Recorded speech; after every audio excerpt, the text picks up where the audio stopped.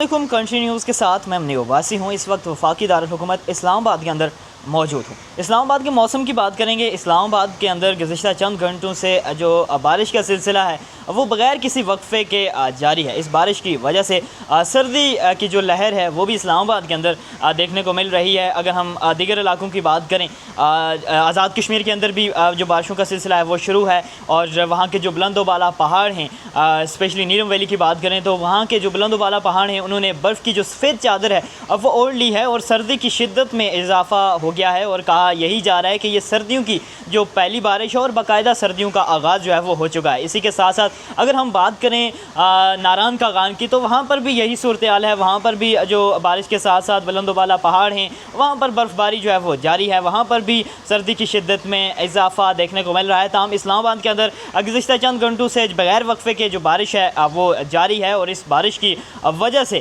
یہاں پر اسلام آباد کے اندر جو گرمی کا زور ہے وہ مکمل طور پر ٹوٹ چکا ہے، اور اب باقاعدہ سے جو سردی کی ایک لہر ہے وہ محسوس کی جا رہی ہے، اور کہا یہی جا رہا ہے کہ اسلام آباد کے اندر بھی یہ سردیوں کی جو ہے وہ پہلی بارش ہے۔